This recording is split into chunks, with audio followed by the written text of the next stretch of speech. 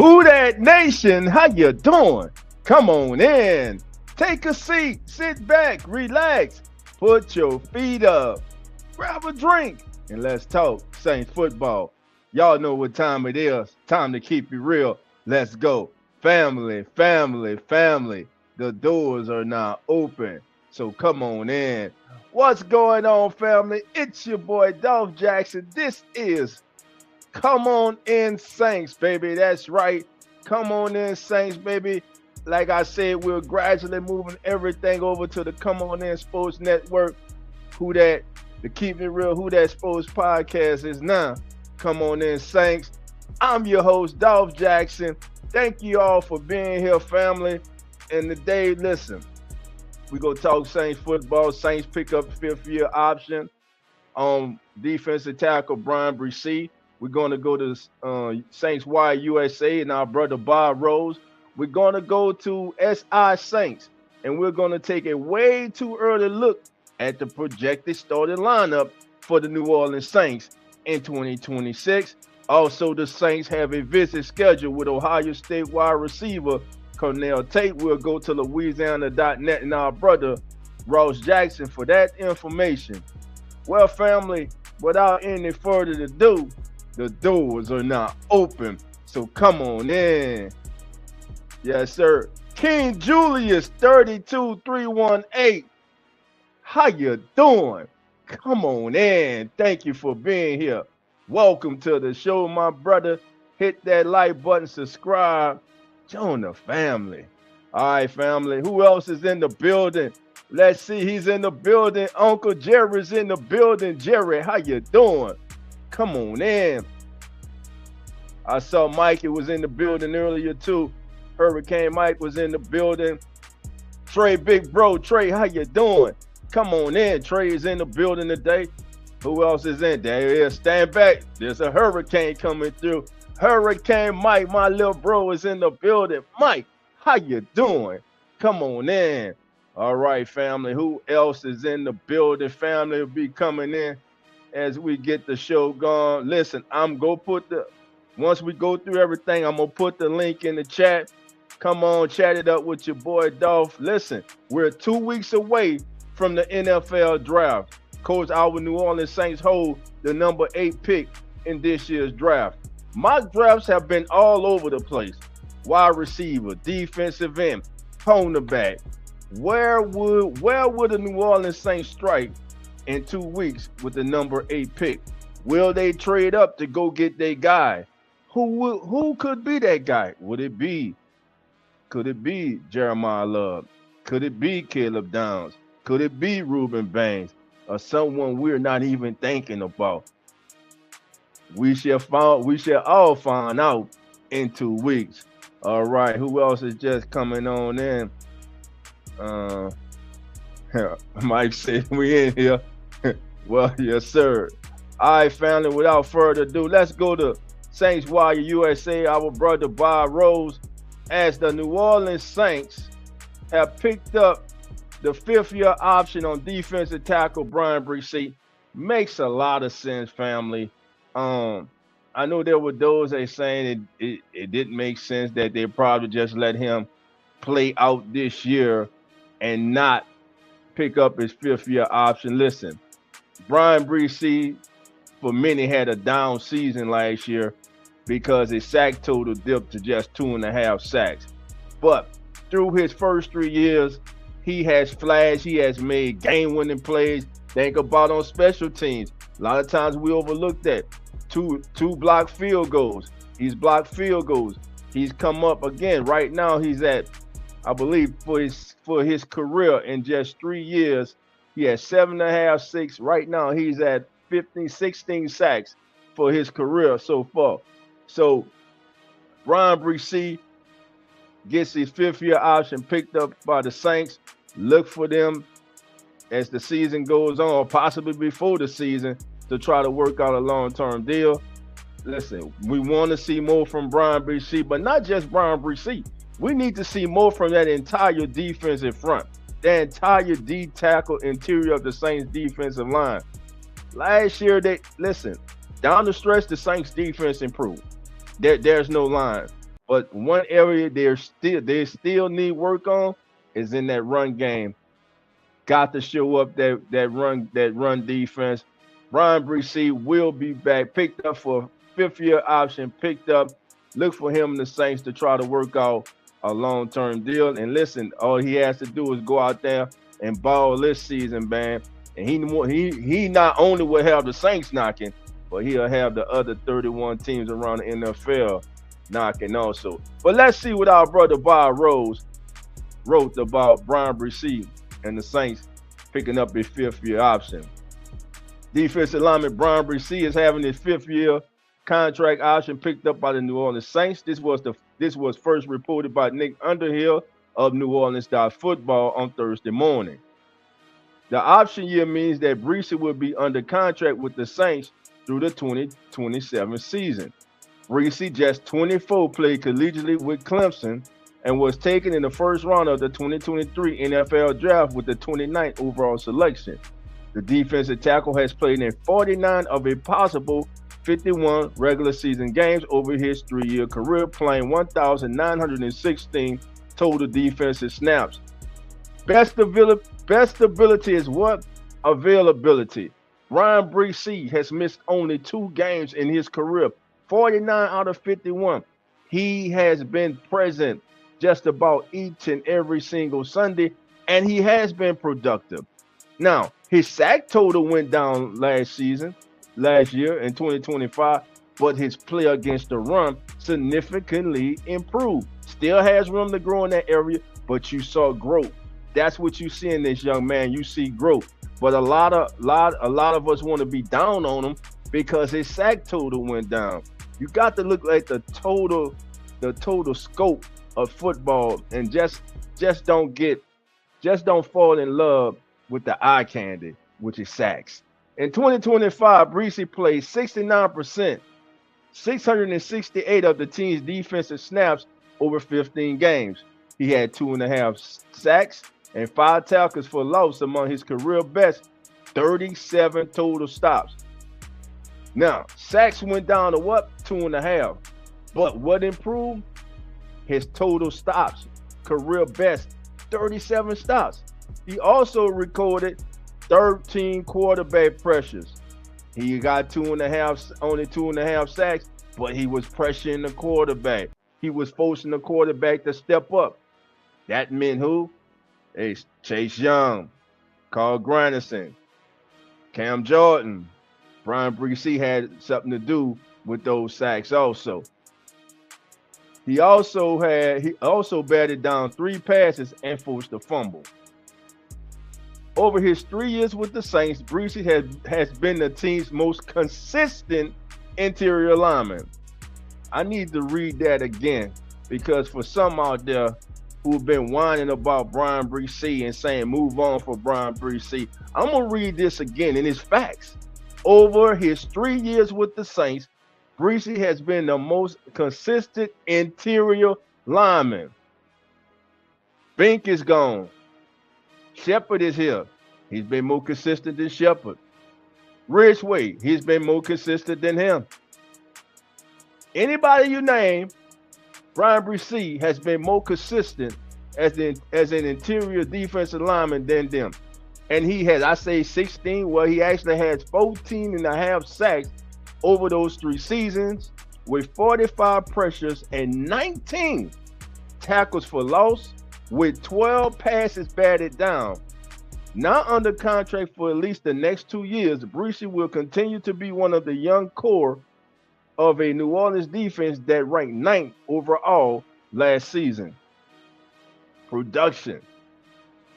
First round pick, a defensive lineman, a first round defensive lineman that has produced in his first 3 years with the Saints. We all know about the Davenports. We all remember the Peyton Turners and those fiascos. We all remember the bust of Isaiah Foskey.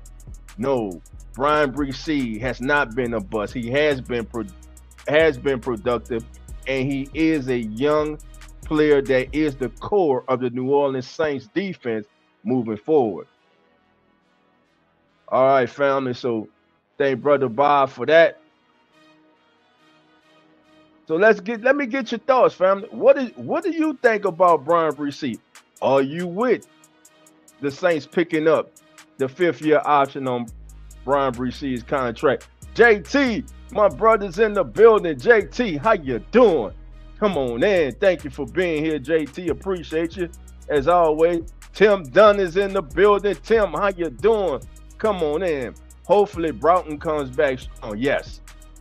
And they really love Vernon Broughton. Hopefully he comes back strong. And last year, right before he got hurt, in that game he got hurt, you kind of saw him starting to flash. So, man, hopefully he can come back fully healthy, and him and Brian Bresee can pair up and become one of the better or best young tandems of interior defensive linemen in the National Football League. Random 910R, what are you asking me? Shout out. Random 910R, how you doing? Come on in. All right, what we got here? J-Rock's in the building. Rock, what's going on, baby? Come on in. Hurricane Mike says people forgot. Yeah, Mike, they totally forgot about Vernon Broughton, man. And basically, this is going to be his rookie season. 2026 basically is going to be his rookie season because he got hurt so early. All right, family, we're going to keep it going. Now we're going to go, let's go to Louisiana Sports.net, and we go to our brother Ross Jackson. Hold on, fam. I'm trying to clear some of this mess up here. What's going on with this computer, man? There we go. Should be good. All right, family. So we're going to LouisianaSports.net as the Saints have set up a pre-draft visit with Ohio State wide receiver Cornell Tate, who has been heavily mocked to the New Orleans Saints. And this is courtesy of our brother, the one and only Mr. Ross Jackson. So let me get that up on the screen. There we go. All right, family. Report Saints pre-draft visit with wide receiver Cornell Tate set for this week. One of the many wide receivers the New Orleans Saints have checked in on this offseason is Ohio State wideout Cornell Tate. After holding a dinner for him and other Ohio State teammates, much of the Saints staff took in the team's pro day, which allowed for some closer looks at several Buckeyes prospects. The Saints have had a long history now drafting Ohio State players, and this year's NFL draft class is littered with extremely talented players from the Blue Chip program. As previously reported, the Saints were expected to hold a top 30 visit with Tate this offseason, and now that visit has a timeline. Per Nick Underhill of New Orleans Football, Tate's visit is set for this week, just over 2 weeks for this year's NFL draft. The Saints are in line to host one of the top receivers in this year's class. That means that as the selection process rolls around on Thursday, April the 23rd, Tate will be one of the more recently hosted players. Tate stepped in at wide receiver for the Buckeyes the same offseason current New Orleans Saints wideout Chris Olave was drafted. Now the two have a chance to wind up as teammates. New Orleans tends to put an emphasis on premium positions as high as they selected in this year's draft, number 8. Tate is at one of those positions, but could be overshadowed by a falling edge rusher that could steal the Saints' attention, and we know who that is. However, should one of those top defenders not be available when they are on the clock during the first round, Tate would be an excellent addition to the team. While he's often dinged for not having been the focal point of the passing offense, counter Jeremiah Smith, Tate possesses undeniable traits and abilities that could help the Saints' passing offense take another step if added to their current run. Tate reeled in 51 receptions for 875 yards and 9 catches in 2025. He's expected to be one of the first wide receivers to come off the board during this year's draft. Now, like I say, I have been one who said, hey, he wasn't even the number one receiver on his team. He's never had 1,000-yard season. But then I was listening to Sirius XM's Moving the Chains, and they made a good comment. They said something that made me start thinking. Think about Justin Jefferson, but we know the season that he had before he came out, his last season at LSU, over 1,500 yards receiving. He was the 22nd receiver selected the year he came out. And I always say it doesn't matter when or where you get drafted, or if you get signed as an undrafted free agent. All that matters is what you do with the opportunity when it is presented to you. There is no denying that Cornell Tate is talented. He's one of the most talented receivers in this draft. I think, though, if one of the top defenders are there at number 8 and it comes down to a choice, let's say David Bell is there. Let's say David Bell and Reuben Baines is there. My favorite player I'm hoping for is Caleb Downs is there. Tate and Jordan Tyson. You can't take Jordan Tyson. If you're gonna take a wide receiver, it's got to be Tate, or it's got to be maybe I don't even know if you take Malachi at number 8. If you do take a receiver at 8, it's got to be Tate. Jordan Tyson injury prone, and we know the Saints have been snake bitten with injuries. And the last thing we want to do is bring in a player that is coming in with the tag of being injured and is actually injured like Jordan Tyson. So if a receiver is selected at 8, it has to be Tate. If that is the selection at 8, I'm happy, because the Saints would have gotten a talented player. That depends on how the Bulls felt, though.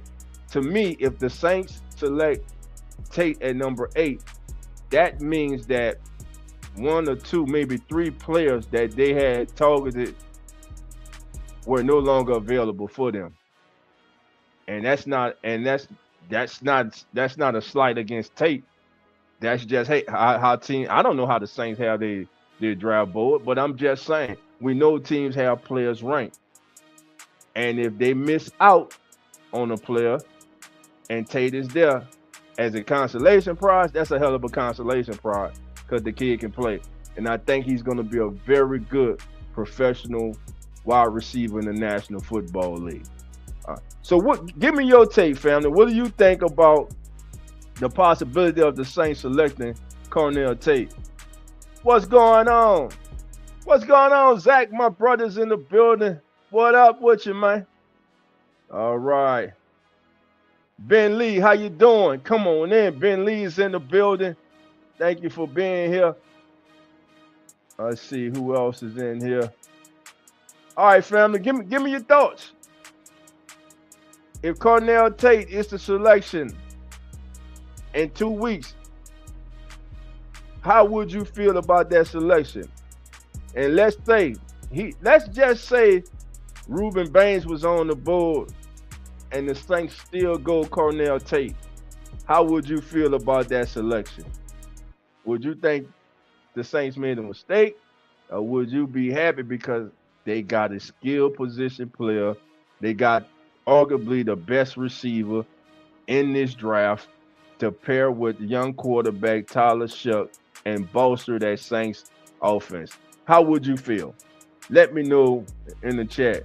All right, Uncle Deuce is in the building. Who that nation? What it do? What it do, Uncle Deuce? Who that to you? Come on in. All right, family. I ain't gonna keep you long, family. So again, the draft is 2 weeks away. The New Orleans Saints have made some good moves this offseason. I'm not gonna say great, good moves. We like what they've done this offseason. We like them showing up the offensive line with David Edwards. We like them getting more explosive in the backfield with Travis A-Chain coming through. I like the addition of Noah Fant to pair him with Jawan Johnson. I think that's an upgrade at the number 2 tight end position. I think he's a better tight end than Foster Moreau.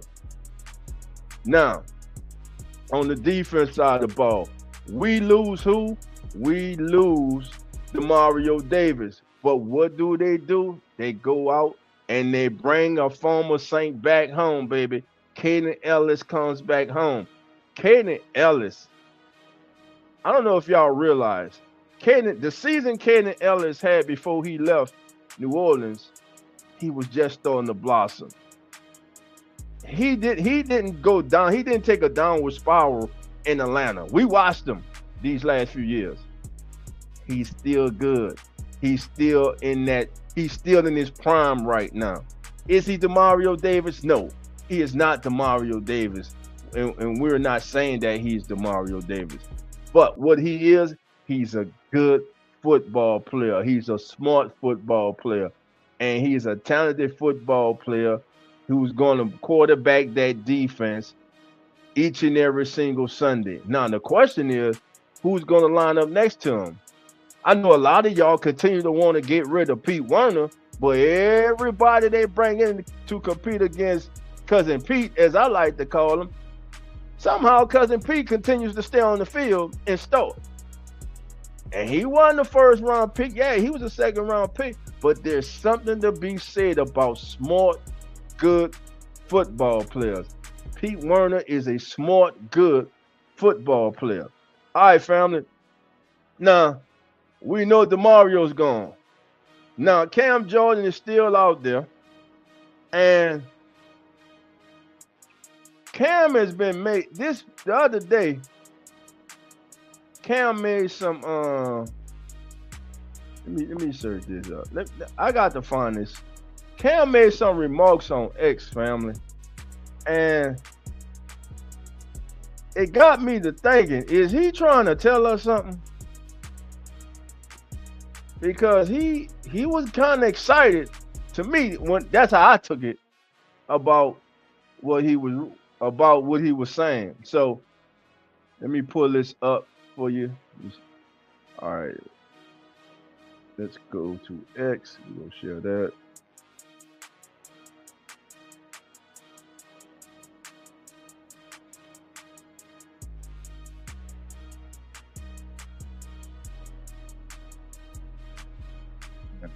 There we go. There we go. Boy, Wi-Fi is killing me right now, fam. Hey, put a 1 in the chat if you can hear me, family. All right. Let me see. All right. So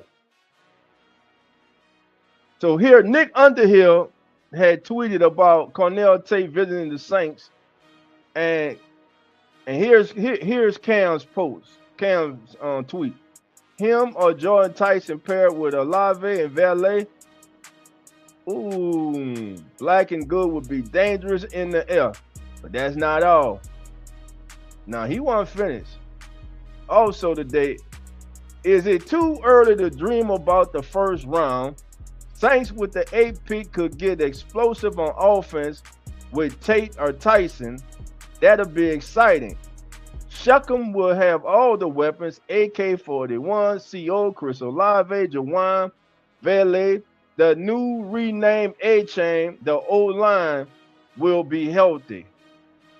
That certainly doesn't sound like a man that's planning on or who is planning on leaving or who is halfway out the door.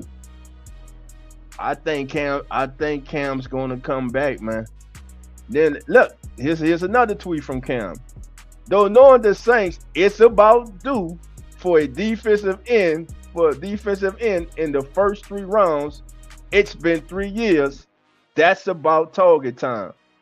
Though I could wish they find a dog in the middle to pair with Bree C for the long term. Hmm. Is that a person who's thinking about going somewhere else to say he's a free agent? Seems like he's sure thinking about the team that he's been with since his inception into the league. He goes on. Could you imagine a backfield with Reed, Sanker, showed by Kool-Aid, Riley, and Mansour, or Reed Downs, or Reed Downs, Sanker, Kool-Aid, Riley? So Cam's touching on it all, man. And here he's talking about the Oregon coach who was Coach Kai about the mental makeup they look for in the quarterback, and Cam said that's an intriguing perception of quick and decisive. Ha ha ha. But what if he a super game? Or what if he's a study film animal, so by the time the game happens, he has all the predetermined answers? Maybe that's what Cam does. So what y'all think, fam? Am I reading something in there? Is Cam trying to tell us something? Does that sound like a man that's ready to move on? Tim, what do you say? Tim say, if I was Cam, I would play for league minimum and try to move up the all-time sack list. Tim, if you was Cam, you would not play for the minimum. You would be just like Cam, trying to get what you feel that you'll work. Coming off a 10-sack season at your age, a future Hall of Famer and one of the best ever to do it. I love you, Tim, but you will not play for the minimum. That's the fan of you talking. All right, let's keep it going. Who that records? How you doing? Come on in. All right. Calvin, Clarence Matthew, what's up, cousin? What up, fam? Clarence is in the building. Clarence, come on in. All right, family. Who else is in the building? All right, Zach says, let me get to Zach. What Zach said. Yeah. Zach says he has been active, man. I think that's a good sign. So who you talking about, Zach? Are you talking about Bree, or you talking about Cam? Hasn't spoke much. Let me get that up there. Hasn't spoke much about the Saints' upcoming draft since the end of the season. Love seeing him up to his normal antics leading to the draft. Yes, me too, man. Me too. All right. Let's see who else we got here. Got some family members that came in. I'm gonna get you. Hurricane Mike says Pete has always been underrated and continues to be underrated and underappreciated until he's gone and they can't replace him, and then we go see. All right. J-Rock says, I'd rather take Caleb Downs or Reuben Bain Jr. at 8, but I wouldn't be mad at getting Tate at 8 if both are gone.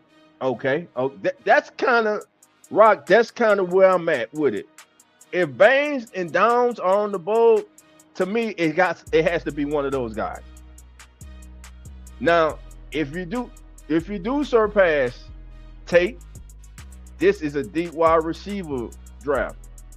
Also, I was thinking about this. Think about this.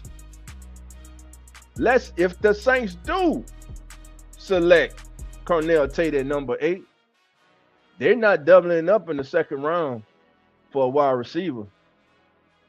So that would mean Chris Bell would not be playing with Tyler Shuck. I'm just saying. Just something to think about, fam. Just something to think about. All right. Clarence says, bad move. Wide receiver is deep. You can't take him over a higher defensive player. You can get a wide out later in this year's draft. You're right, Clarence. It's deep, man. We go Chris Bell, Jermaine, Jeremiah, the kid from Alabama we just looked at, Ted Hurst from Georgia State. Man, there are numerous. Chris Brazil from the Tulane from Tennessee. This class is deep, man. Jeff Caldwell, big receiver, big physical, fast receiver from Cincinnati. He's in the draft. He'll be out there. There are a lot of receivers in this draft, and as I stated last time, there's going to be. I predict. I predict, and I truly believe that there's going to be 2 to 3 Pro Bowl wide receivers come out of this year's draft class, and I believe only one will be a first round pick. Only one would be a first round pick, in my opinion. The only way you don't do that is if you can do whatever it takes to grab Bell later on. Okay, so that was Zach's take on it. All right.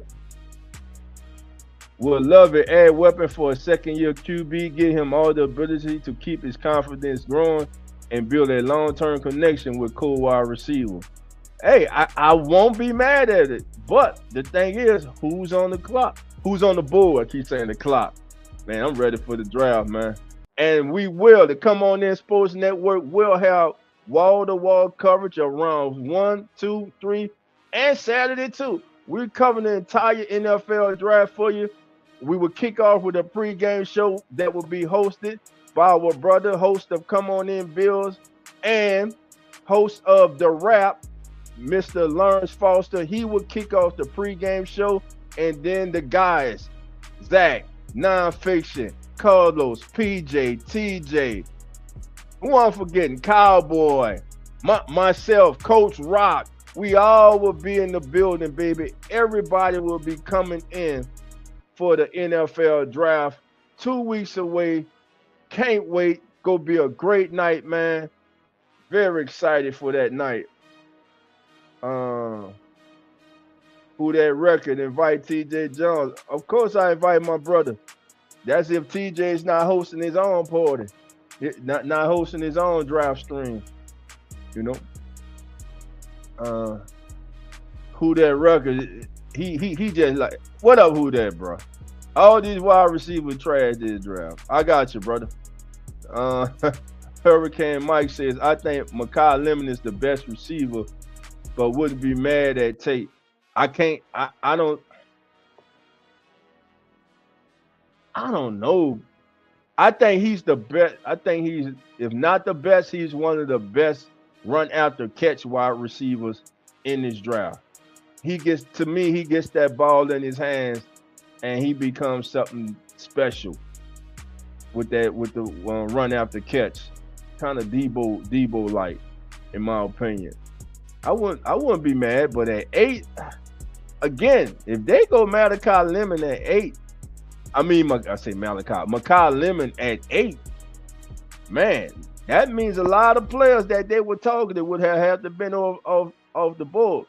But I don't think the Saints stay pack at 8. I think Mickey Loomis is going to do what he does, and the Saints go, and him and his staff, his brain trust, they're going to do what they normally do. If there's someone they targeted and they're there, look for them to move up to go get their guy. Mickey Loomis ain't trading back. Again, you heard the interview at the Senior Bowl. It's not in his DNA to trade back to get a lesser player. He understands the concept, but that's not in his DNA to trade back. And these are his words, to get a lesser player.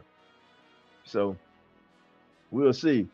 J. Rod says, since Dexter Lawrence II has requested a trade, how realistic are the Saints as a landing spot for him?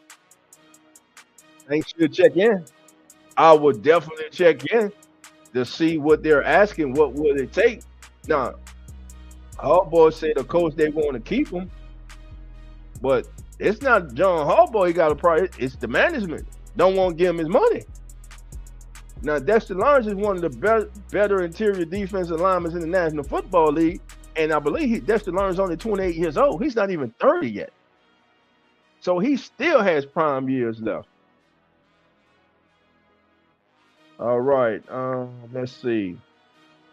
Appreciate that question, Rock. All right, family, here's what I'm about to do. I'm about to put the link in the chat.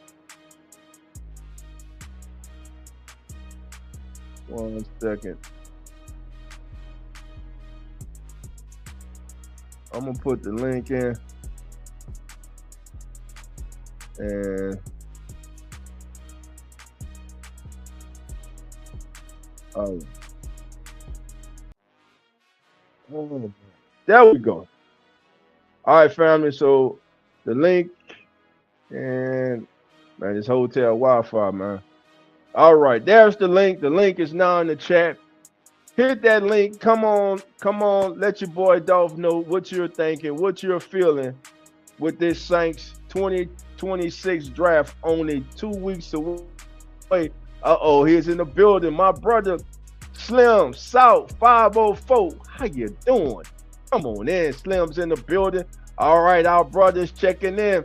Stand back. A category 5's coming through, baby. Hurricane Mike. Come on in. There you go. What's going on, Mike? What's good, my man? What's good with you? Mike, been a minute, my brother. Been a minute. Yeah, it's been a long one, man. Yes, sir. How you doing today, man? Doing well, you know. Can't complain. Shit. Yeah, you're right. So give me your thoughts, Mike. Number 8. You got Baines on the clock. Yeah. Baines on the board. Tate's on the board. Yeah. Makai Lemon's on the board. Sadiq's on the board. Could be a surprise. What do the Saints do, in your opinion? What do you think? Well, those guys. Yeah. Well, if I was the GM, here's what I would do. I already said in the chat that I think Makai Lemon is the best receiver in the draft because I feel like he can do a lot of stuff that Carnell Tate can't do. I think Makai Lemon, he can make contested catches and he can separate himself. Like I'm sorry, but if you're in a foot race with Makai Lemon, you ain't catching him. You might as well stop running with him and you might as well just save your energy because if you're on a 1-to-1 foot race with Makai Lemon, you ain't catching that dude. You better pray there's a safety over top because you ain't catching that dude one-on-one. Now at 8, I've always been, I don't know, I've probably said like 17 different players at this point that I would pick at 8. But like, I don't know if, like, I like Ruben May, like I do, but I don't know if, like, because he's fallen off of draft boards, and a lot of people say it's his arm length, a lot of people say it's, whatever, but I don't know. With the 8th pick, I don't want to take a risk, okay? So that's why I'm kind of out on Ruben Bain, but I'm kind of not at the same time, though. Like, so you would call him a risk because of his short arm? Well, it's not just that. It's like, I like Ruben Bain, I do, but like, if a lot of teams are being like, okay, this dude, like, I heard the Titans don't want him no more. I've heard that the Jets are looking sideways, but like I'm just saying, I don't know if I would call him a risk, but if teams are calling him a risk, then I think that's probably a bad sign. But like I said, I wouldn't hate the pick. Don't get me wrong. Like I like Ruben Bain, but I will say this: his arms, that is like he's going up against some NFL level people. Like this ain't college kids he's moving around no more. Like he's going up against the Trent Williams, the Lane Johnsons, the Penei Sewells, like guys like that, that could outmuscle Ruben Bain at the higher level. So that's my only concern with that. But the guy I would take, honestly, probably would be from the guys that you named, probably Makai Lemon. Like, and it's like, because it's like, you get that, like, either him or Carnell Tate, I think it's like a 1A, 1B situation, but, like, I would really love Makai Lemon in the black and gold. I remember watching a USC game last year. I forgot who they played. I want to say it was, like, California or somebody, but, like, there was, like, 2 minutes left in the game, and the USC quarterback, I forgot his name, but the dude threw the ball, and Makai Lemon mossed the heck out of the dude for a game-winning touchdown. Well, they ended up losing the game because their defense couldn't stop a nosebleed that day. But man, like, at the time, it looked like it could be a game-winning touchdown. And I remember watching that play, and I'm like, "Oh, this kid going to be a stud in the NFL." So Yeah, I don't care. If, like a lot of people say, 8 might be a reach for him. I don't care.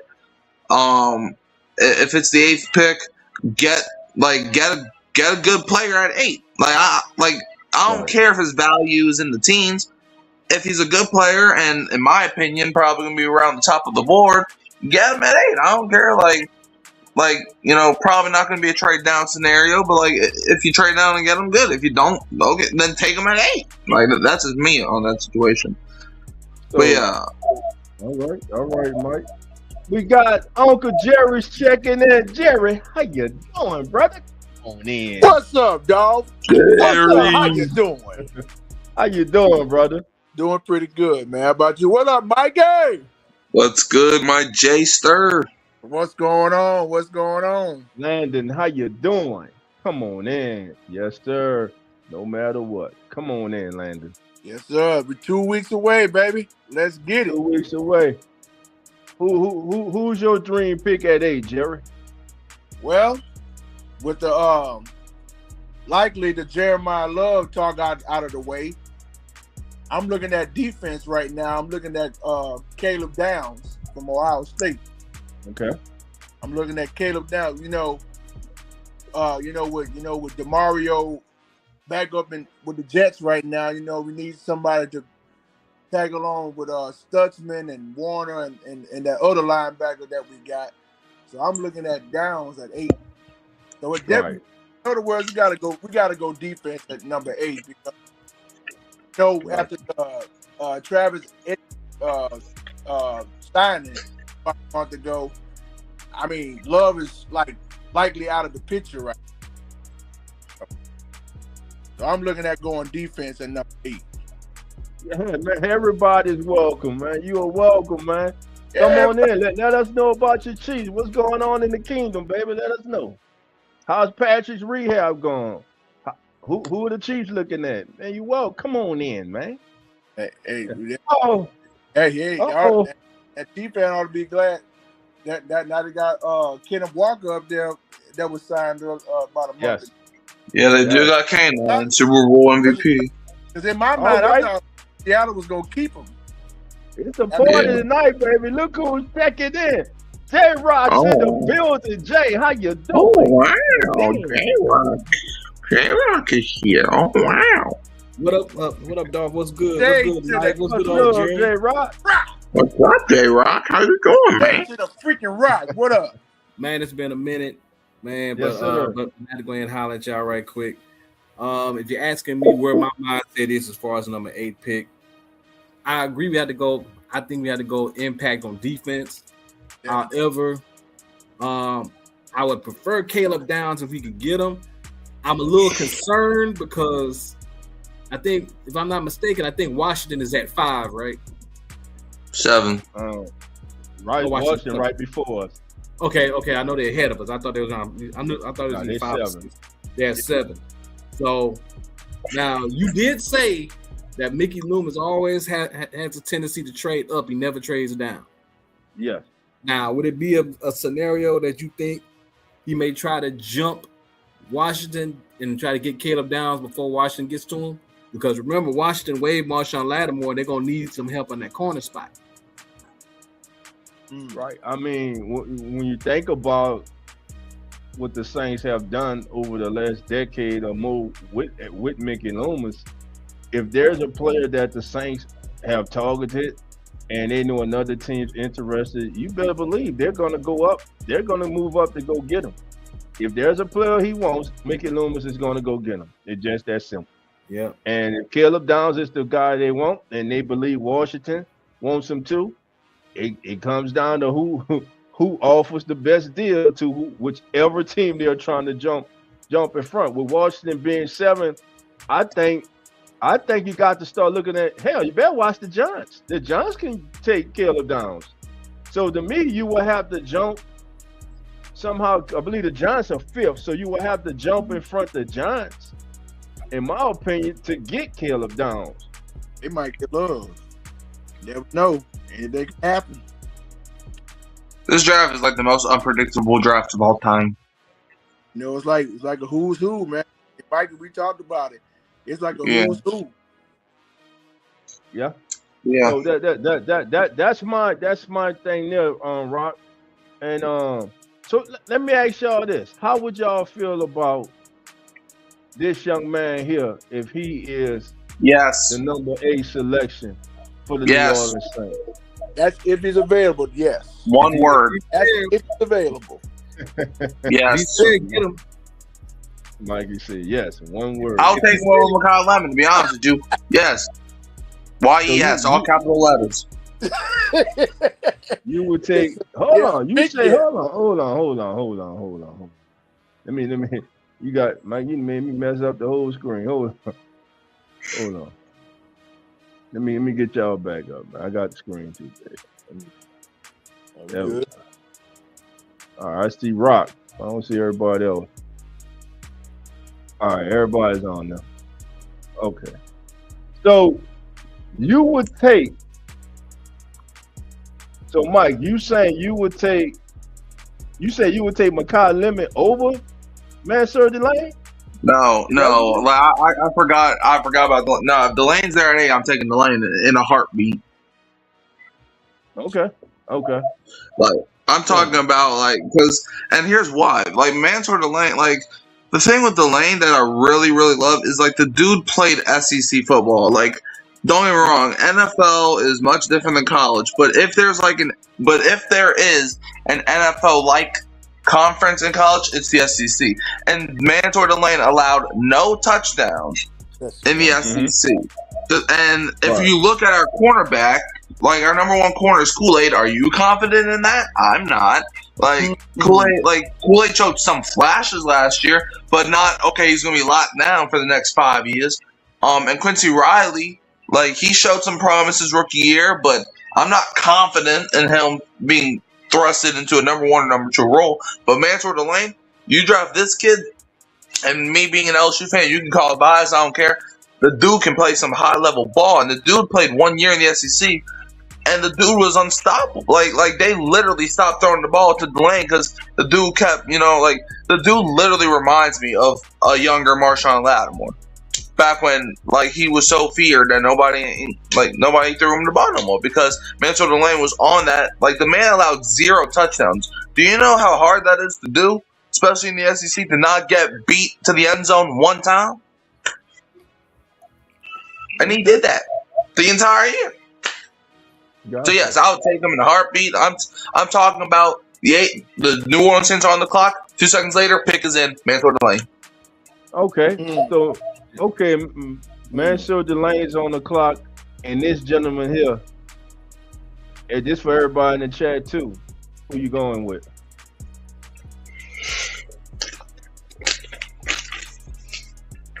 I wouldn't be mad at it.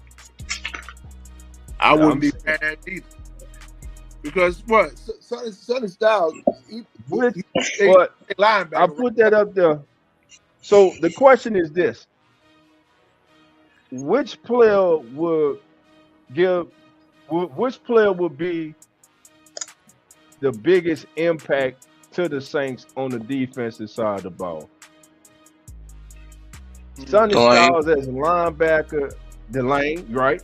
Yeah. All right. But let's say Delane, Caleb Downs, to me, those two will make it more of a immediate impact to the Saints defense, I believe, than Sonny Styles. Because the Saints need that player, that star player. You lost Alante Taylor. You have to replace that production.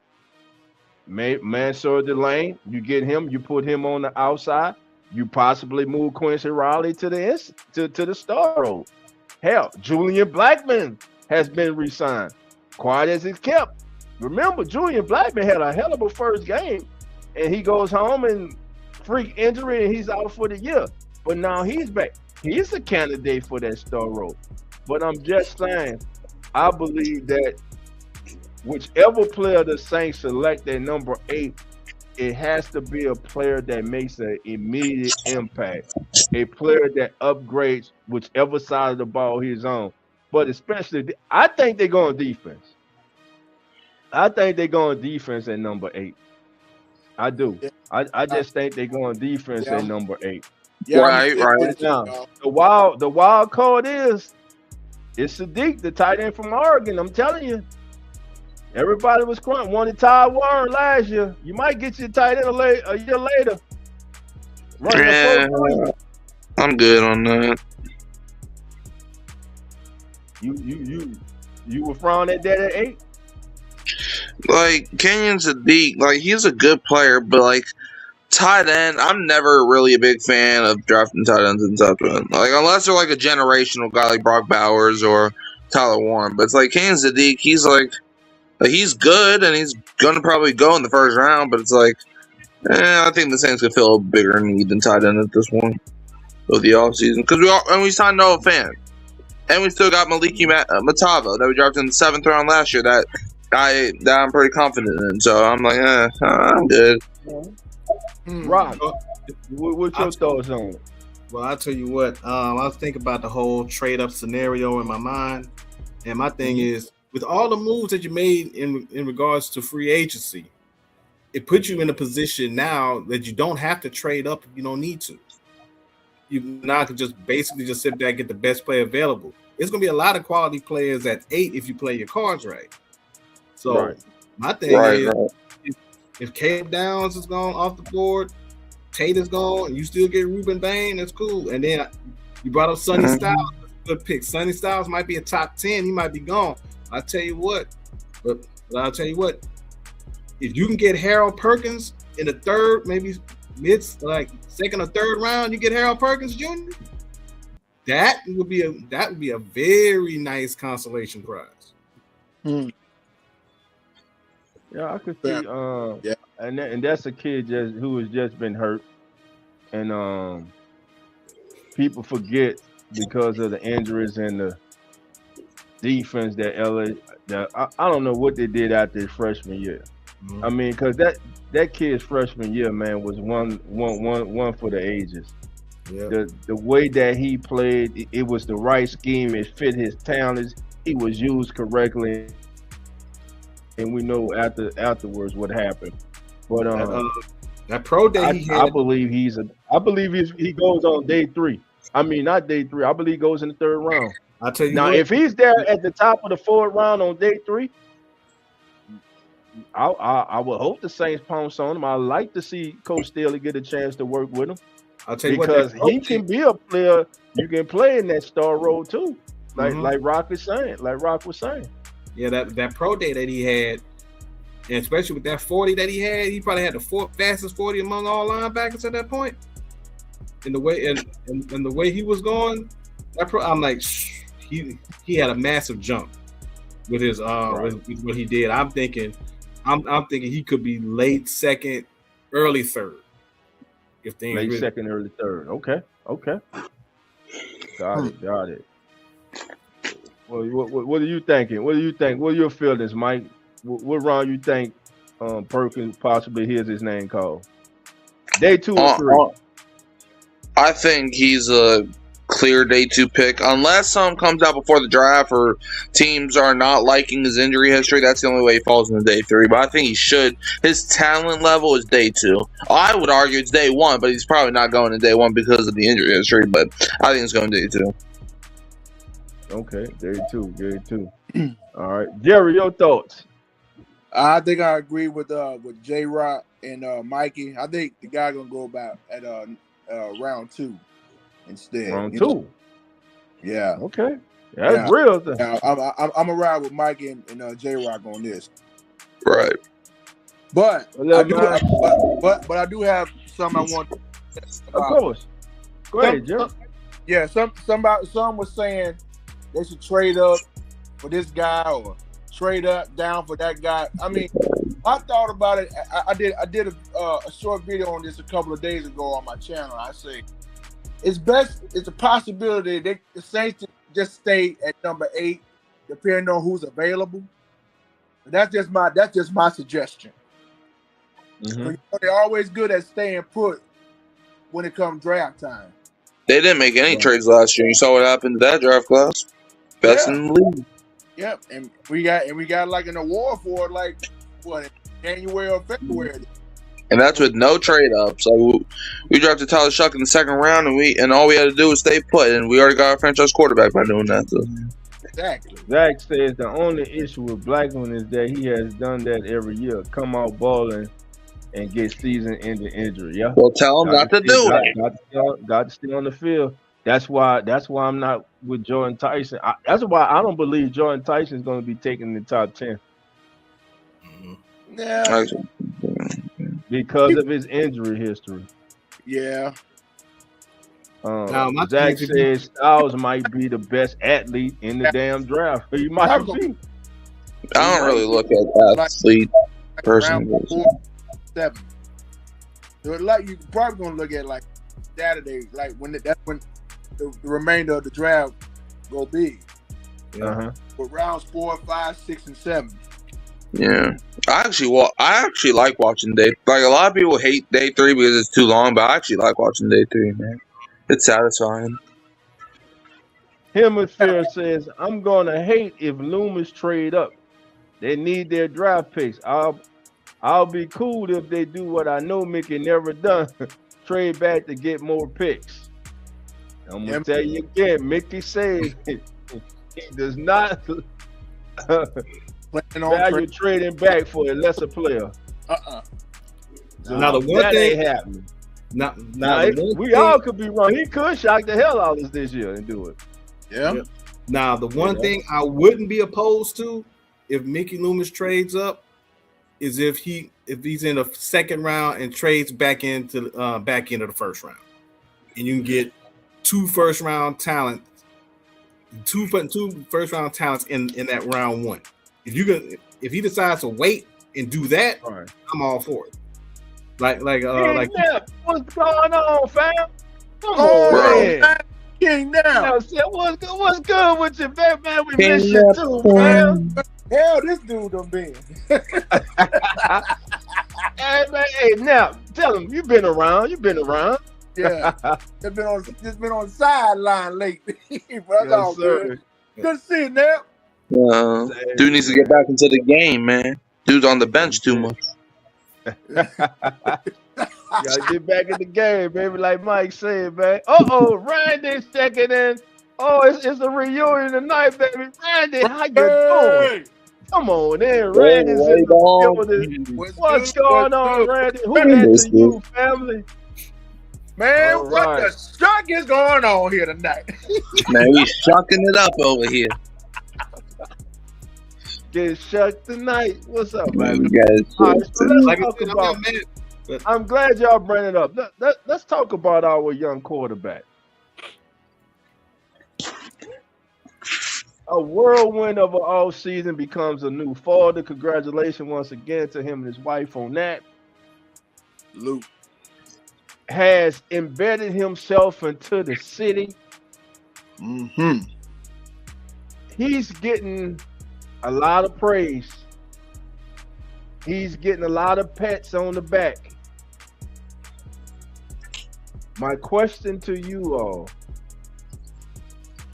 should he and should we as members of the Who Dat Nation be concerned with a sophomore slump? And remember, teams that have had an entire off season to watch film on him. So now they will attack him in areas where he was weak. What's your thoughts on that, fellas? And everybody in the chat. Man. Oh, for y'all go there, I gotta do it. I do it in a minute. Sydney Cox is in the building. Hello, Sydney. Come on in. What's going on, Sid? Go ahead, guys. Answer that for me.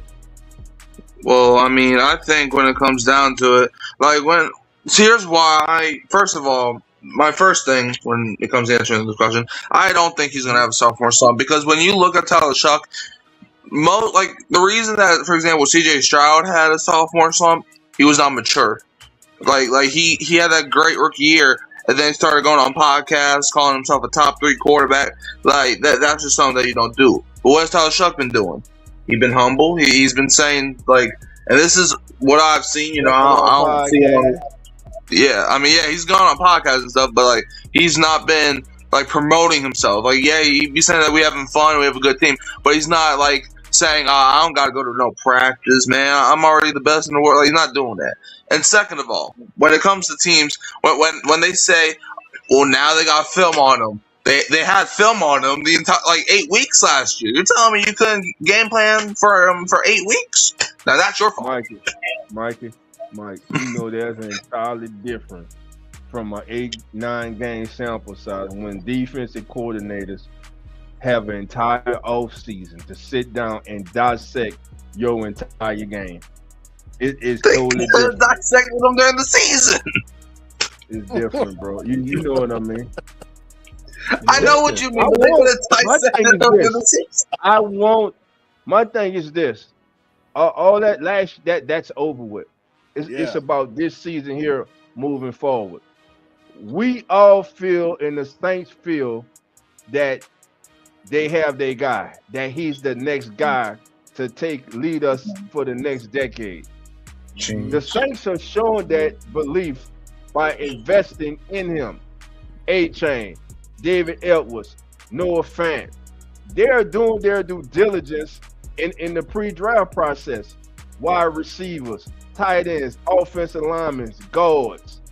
They are doing everything, and they're telling us and they're showing that, hey, we believe and we know that Tyler is our quarterback. Facts. Now, when Coach Moore did the PFT interview with Pro Football Talk, and they asked him, when did you know? And there was a time they didn't know, but Kellen Moore said it was third downs, man. When he went to the line of scrimmage and he changed the play at the line of scrimmage and how efficient he was on third downs, Kellen said that the things that he was doing, those were things that 10-year veterans do. Yep. And that's what Tyler Shuck did. Think about this. Let's go way back. Let's go back. Let's go all the way back to the preseason against the Chargers. He gets in, he throws a pick six. Yep. But he redeemed himself. And he comes right back after that and throws that straight downfield to Mr. Training Camp, Mr. Preseason himself. Mason Tipton. Mason Tipton. And Mr. Preseason, Mr. Training Camp scores a touchdown. Well, we got a lot of those guys for whatever reason. Yeah, we got a lot of Mason Tipton is the ultimate. Him and Blake Grupe, man. Hey, dog. Yes, sir. Can I add a little bit more after what you were saying? Because I was at that Saints Broncos preseason finale to watch Tyler Shuck play. When he was in that red zone and he ran in for the touchdown, I looked at it. I said, that's the man right there. And they were talking about getting Shador. That didn't happen when we got Shuck last year. The whole platform changed quickly when he went out there on that field and gave it his all. Yeah, but you know what, Dolph? I want to piggyback a little bit on what you just said in regards to talking about the sophomore slump. I don't think he's going to have a sophomore slump because of some of the reasons you've already stated. You got Travis Etienne at running back. They don't have no film of Travis Etienne in the backfield with Shuck on the center. That's a new wrinkle. Defenses have not seen, and it's going to be a while during the season before they even check that out. Then you got Noah Fant that was added. So how it's going to look with Noah Fant and Juwan Johnson on the field also? If you got that two tight ends, that's a new wrinkle. And heaven forbid if AK healthy and you bring him in, that's a whole. You're looking at a completely different offense that defense is going to have to deal with next year. Right. Especially if you can get facts, and if you get Tate at 8, if he's not there, if Mickey decides to, like I said, trade in the back end to get back into the back end of the first round, and you can get a high quality wide receiver at the back end of the first, that's an additional weapon to go along with Chris Olave. It's going to be you talking about a whole different defense that's going to be very scary for the rest of the league. Hey, Yeah. family, do me a favor right now. Everybody hit that like bell right now. Dang, Give like us a like. this- Share. Right, bro. Share on your social media. Let's you grow. better Let's keep share. growing the family. We trying to get to 2,000 subscribers. Yay! We ain't far away yet, baby. Y'all know what to We at do. 1772 right now. Y'all So sub up to yeah, this man. we need 10 likes tonight. We got 22 of us in here. We need at least 10 likes tonight, baby. At Now least. Zach says, it's not, and you thank you, Zach. Yeah. That's Fact. what I'm saying. Here's what I'm saying. Zach, that's perfect, bro. Where I'm going with this. It's not gonna be all sunshine and rainbows, Yes, sir. but the thing is when it's not sunshine, because we know how we are as fans. Facts, Zach. Soon as he has a slump, he's human. Drew Brees has slumps. Tom Brady has slumps. He's gonna have a slump. What's he gonna do during that slump? How's he gonna come out of that slump? The great ones find a way. The great ones find a way to be successful. The great ones find a way to bounce back. The great ones do not let bad games continue to build up. The great ones immediately change their fortunes. When I look at Tyler Shuck, I feel like this kid is that guy. I feel he has that trait, that it trait. He, from the first time the kid stepped on the field, you can tell. I was looking at this kid and I was like, the way the kid carried himself, the way he was in the huddle, commanding the offense. The kid looked like a franchise quarterback. Mm-hmm. He looked like that quarterback that we have watched other teams draft and have success with. Now, the thing was he didn't go in the first round. He went in the second round. Mm-hmm. And a lot of people who are now screaming shucking and all that, you're the same ones who last year during the draft were bitching and crying and moaning because the same thing get Shador, because they get Tyler Warren or whoever. Mm-hmm. They didn't get Jackson Dart. Remember? All y'all were following the narrative, going with that one video of that dumbass pass. It was a dumbass pass that he threw against Louisville. That's what all y'all was running with. Y'all was running with he's injury prone. There's difference between injury prone and being hurt. Mm-hmm. He never was injury prone. He was fucking hurt. He was hurt. Excuse me. He was hurt. Now, I saw this kid, Zach and myself. We saw this kid up close and personal at the Senior Bowl. Yeah. We were sitting next to scouts and we heard the rumors. People started to pick up on Tyler Shuck. But the thing that we didn't know, Mm-hmm. the Saints had been on to Tyler Shuck for the last 3 years. Right. They were ready to take him as a priority, undrafted free agent if he would not have been selected in the draft. Just happened the Saints selected him. And look where we stand now. Yep. Hopefully he's the building block for the future. He's the next great quarterback, and I do mean great quarterback in New Orleans Saints history. It's only been really one. Yeah, we had some okay. So hopefully he's the next great quarterback, and he's able to put Lombardis in the trophy case. He's able to win division titles, get us the NFC championship games. Let's see what the future holds, but we got to be patient with the kid. We got to remember he only has 9 NFL games under his belt. Yep. We have to be patient with him. Yep. And man, kudos once again to Coach Kellen Moore for making the right decision. Thank God we got John Moore. For making the right decision and not starting that kid at the beginning of the season like many wanted. Right. Facts. Big Yeah, And facts. man. the Saints number 2 quarterback, when all said and done, will be Spencer Rattler. Listen, Zach Wilson is a part of Who That Nation now. Welcome to the team.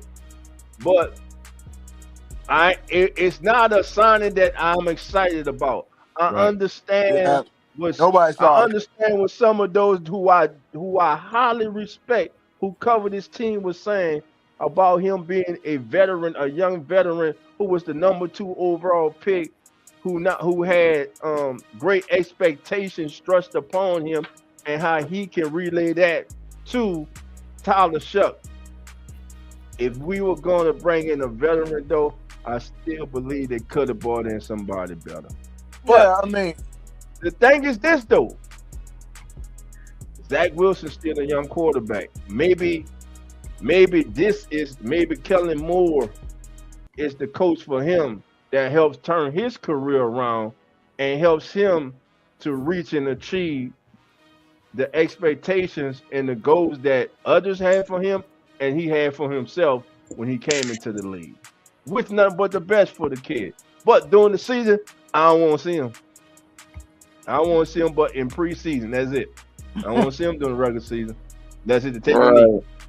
That's it. yeah. Or unless you know we like rest starters because we clinched the 1 seed or something like that. Yeah, I because don't know. I I mean, don't know look at the quarterback room if it stands. Tyler Sugg at He QB1. dirty.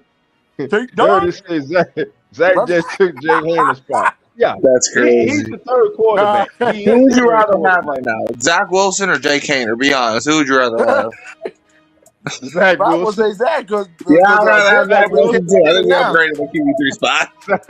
Zach Wilson. I think we upgraded our QB3 position, even if it's like a terrible. That's what I was upgrade, getting so- ready to go to, Mikey. Yeah.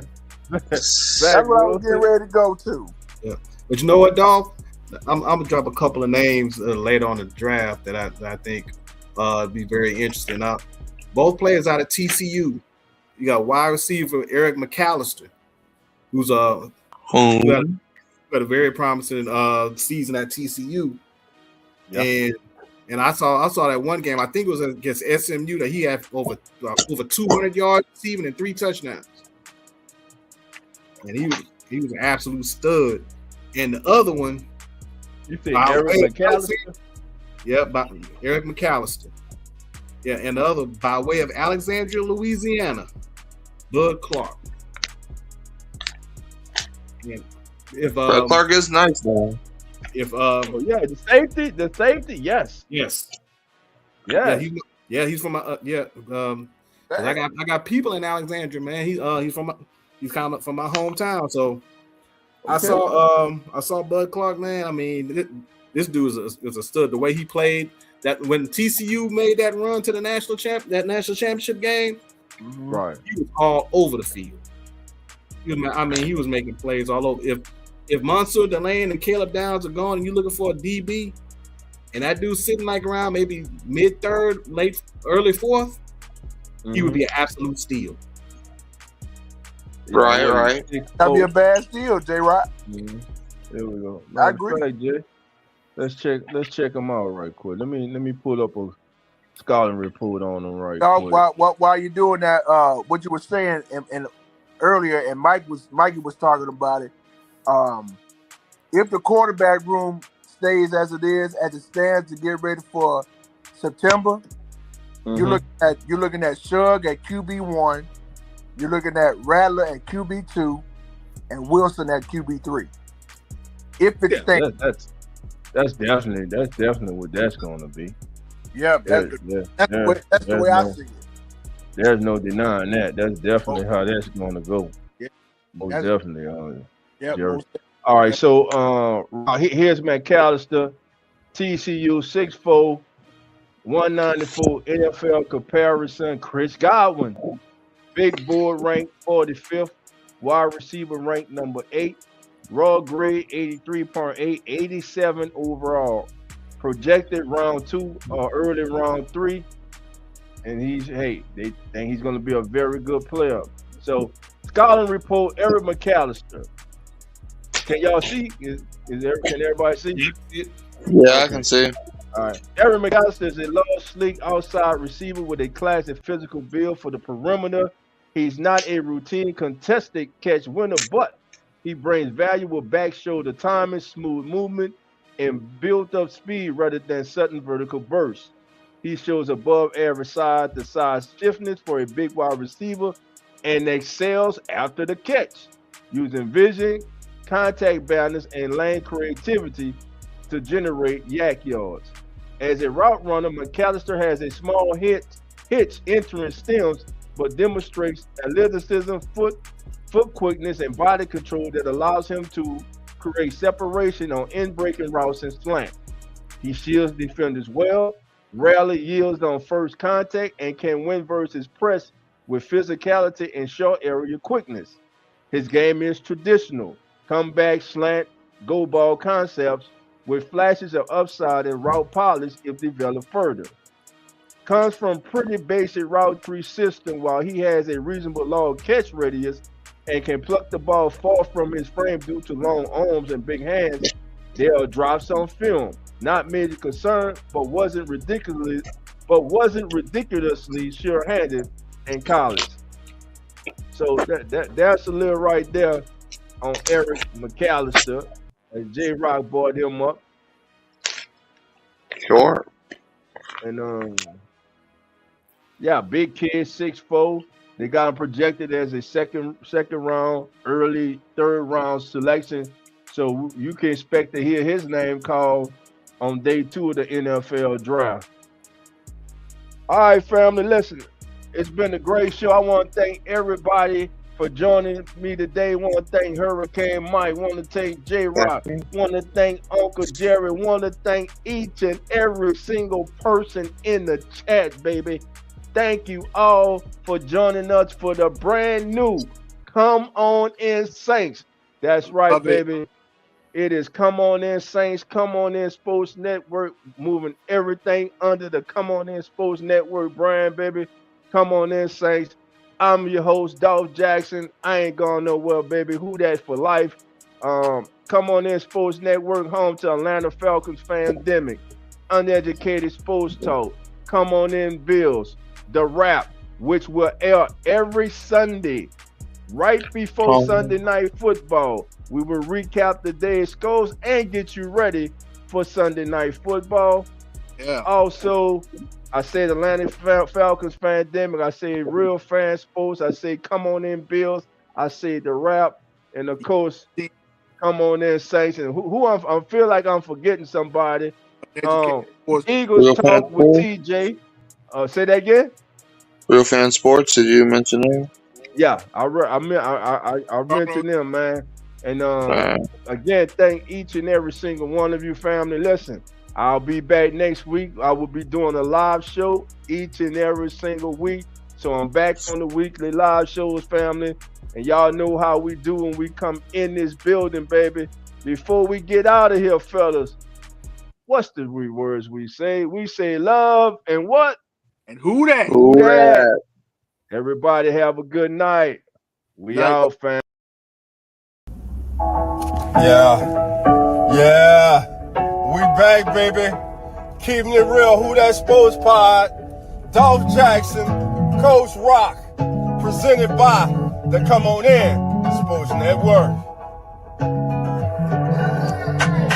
Who That Nation? How you doing? Come on in. Take a seat. It's all good. You're amongst friends. Breaking news, interviews, Saints juice. Open lines up just for you. 9 War, 10 War, where you at? 12 War, 15, where you at? 3rd War, 17, where you at? 9th War, all the way in the back. Uptown, baby, downtown, baby. Everybody represent black and gold, baby. Uptown, baby, downtown, baby. Everybody represent black and gold, baby. Who that? Who that? Who that saying?